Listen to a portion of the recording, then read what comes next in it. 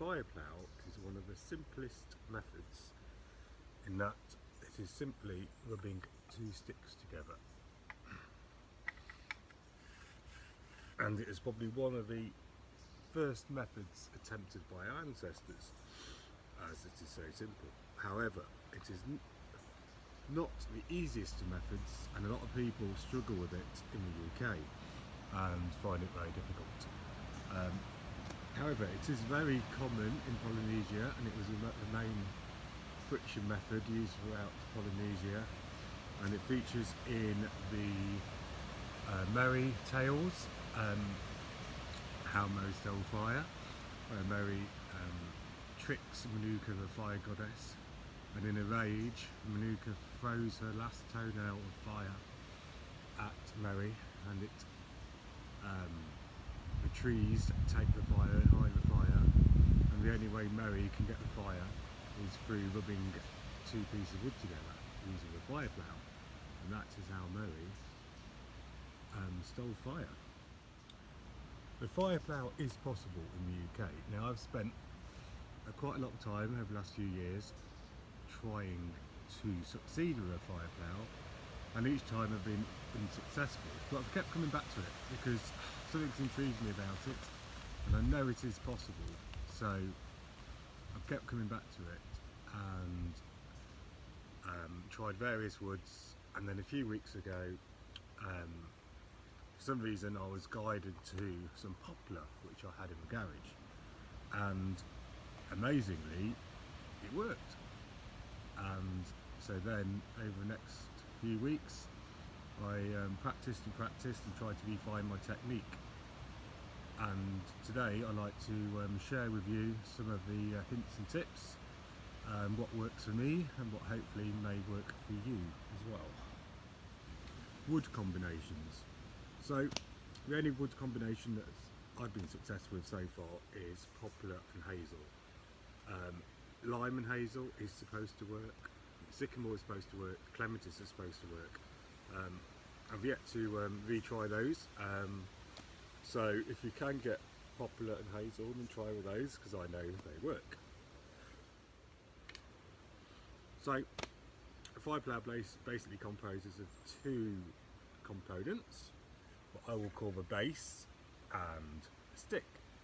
Now in Polynesia they have far better words for these, and they have lots of different words for the different components, but I shall call this the base and I shall call this the stick. So the base, I prefer the base to be as long as possible, so that I can anchor it between my knees to stop it from moving around. So if I go here, you can see I want to anchor it, and I prefer a good thickness because you will eventually get through it by ploughing and thinning it down. So if you start off with a thicker one, it will last you longer. If you haven't got a long piece of wood, you can always attach it to a plank, like this. The stick. So I prefer to start off with at least a 30 centimetres hazel rod. I prefer about 50 millimetres in diameter, a bit like I'd use for a bow drill. When it gets too short, I then have to discard it because I find it too difficult. As you can see, I've got quite a few hazel rods here. This is a fresh one. I'll just show you how I've carved it. So at the end, I've thinned it down and put a slight blunt point on, and then after a while it will find its own shape. So that's what you want to, you'll sort of end up with.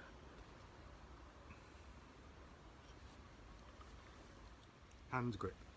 Now the hand grip is important, and I watched quite a few videos, and especially of the Polynesian method, and they use what I call the Samoan hand grip or the overhand hand grip. So I'll show it here. take your right hand, if you're right-handed, place this between your thumb and finger, hand over. This hand, thumb and finger, hand over. So it's like that. So you're pushing, pulling. Rather than what some people do is this, and it's sort of that motion, but this is far, I find for me, this is far better, and you'll see in a minute. Posture and position. So you don't want to be too close to where you are going to be ploughing. If you're too close, all going to be in the arms, you're not going to get enough body weight behind. The trick I find is getting your body weight behind this, so it's applying pressure. So if you're further back, you're leaning forward, you've got all your body weight behind you, pushing down on this. So you basically nearly can feel like you're going to fall over. That was a cat. And also in this position, so a lot of people who might see are sitting on the haunches. With this, you can actually move off, and your body weight to move is behind this, and also you can sort of, it's not coming from the arms. I do use my arms as well, but it's not as much from the arms, because if it is all from the arms, you're not going to get the pressure and you're going to tire. And a lot of people do find they tire far too quickly with a fire plough, and it actually isn't that tiring. You don't need to be muscly, so the trick is getting your body weight behind it. The other important thing is your board needs to be flat. You don't want it rocking around, you don't want it moving. That's why I have a longer board and have it between my knees to anchor it. If it moves around, or any dust will get unsettled, it could fall off, and you're not going to be as easy to apply downward pressure. So you want your board flat on the ground and as firm as possible. Okay, so let's put it all together now. So I'm just going to start off.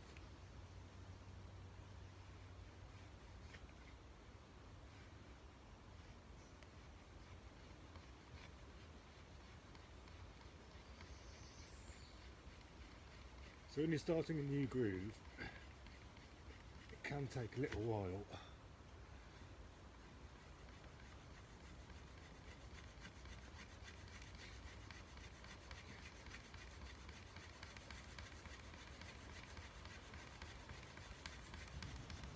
To get through the polishing. So I'm going to just stop for a moment before we continue, and I'll bring the camera over. So here we've got a new groove starting from there to there, so you can see the dust is forming there. So what I do on a new groove, I make a hole, or just slightly bring the wood up at the end. So what that does, it just helps stop the dust falling off the board.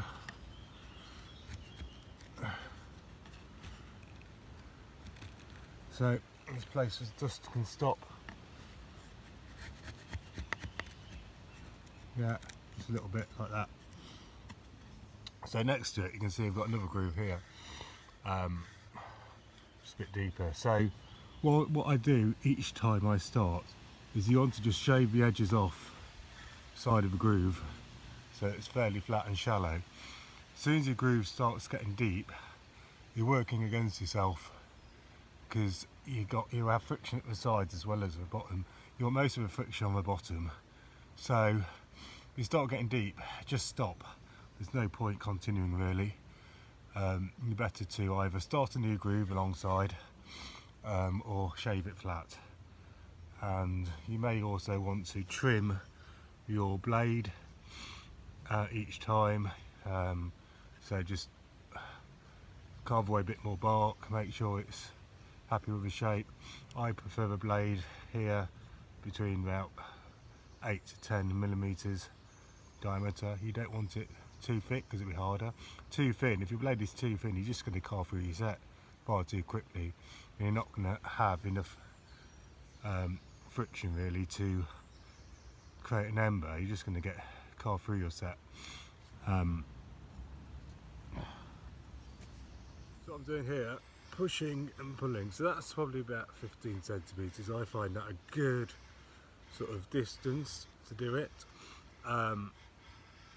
Any shorter and you're just not gonna, you're just stopping and starting all the time. So you don't want it too long because the set will cool. So I find this distance the best, which works for me. Okay, so let's give it a go. Now I don't always attempt to tease the ember out of the wood on the first go. It usually takes me a few attempts.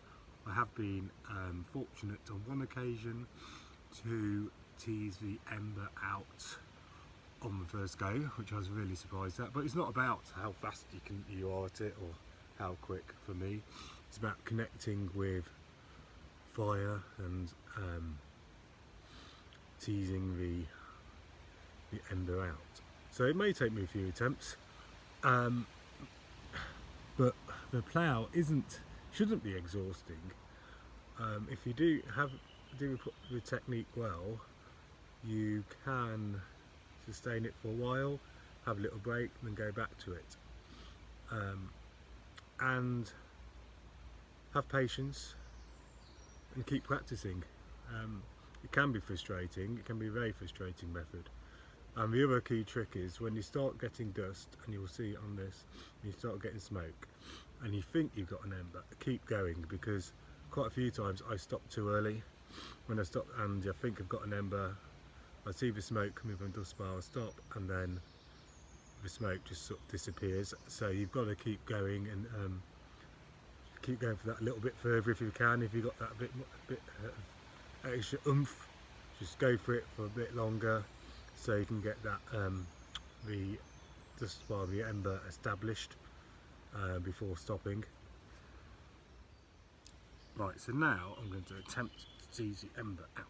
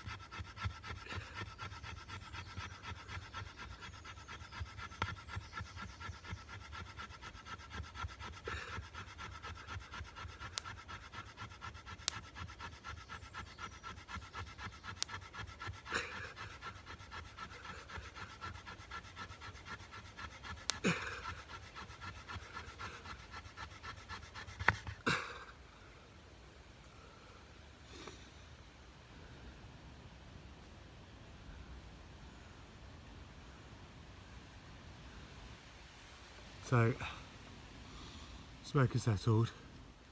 I don't have an ember this attempt, so I'll have a little break. I'll shave the groove, sides of the groove, just flatten it out a bit, and I'll just shape up the blade a little bit more as well, and then have another go. Right, I've had a few goes, and each time it looks like I've got an ember, got smoke coming from a pile, but then it's going out. It is damp today, which could have an effect, but also I just need to go for that bit longer to ensure it establishes. And also, you know, if you are getting to a point where it's not working, have a break. I went and made myself a cup of tea, have a little reflect on what you could do, and then it's about, you know, checking your position, checking your equipment, rather than just going for it and keep going for it.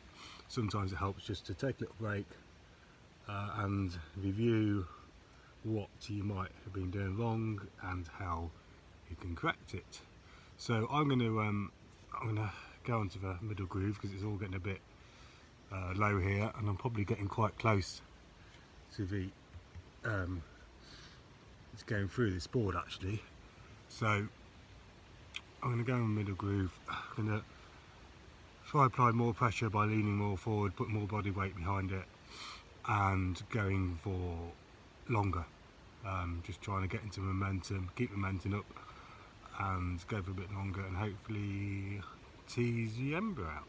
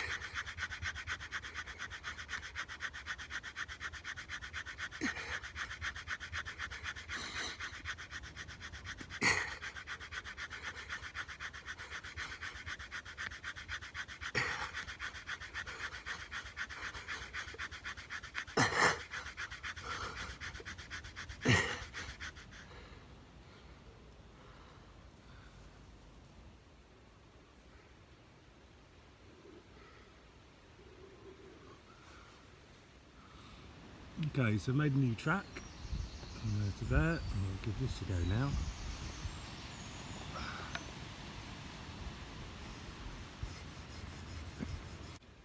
Starting a new groove can sometimes polish, so it can be good just to scratch the surface up with your knife. If you're polishing, you're not getting through surface, and then just rough up your blade as well if you're getting polishing.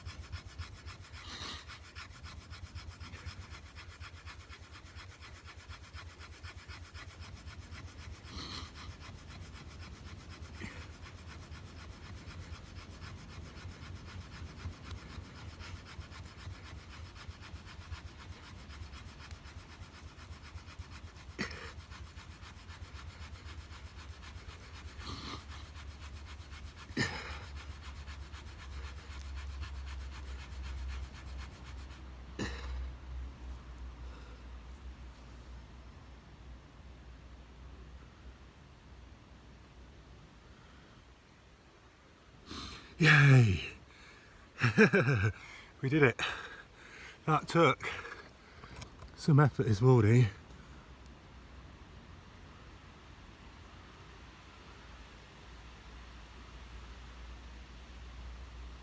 So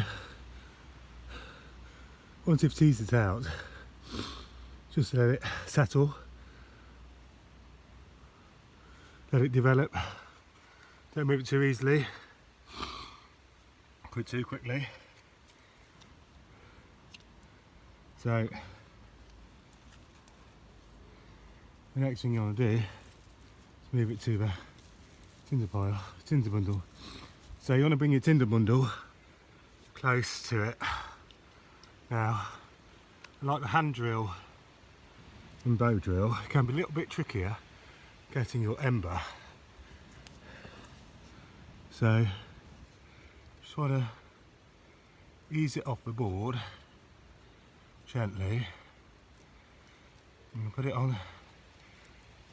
Quite easy to put it on a little bit.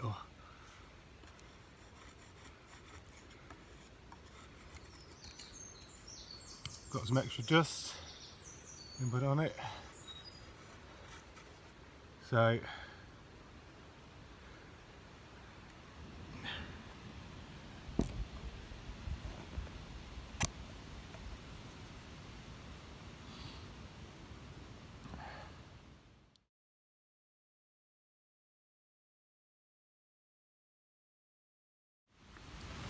Okay, so now I'm going to take my ember, carefully place it to my timber bundle.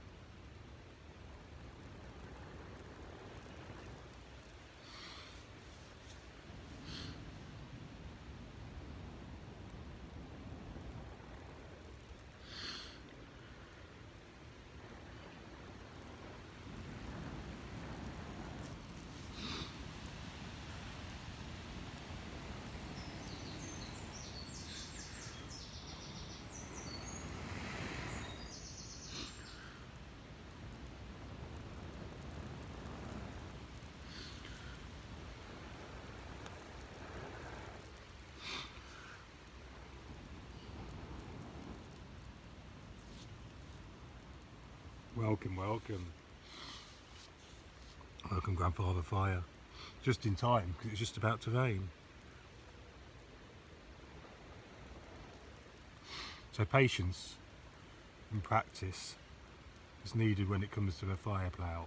And don't give up, keep trying. So on that last go, put a bit more pressure, went a little bit longer, and I teased the ember out from the wood. Blessings on the ancestral fire.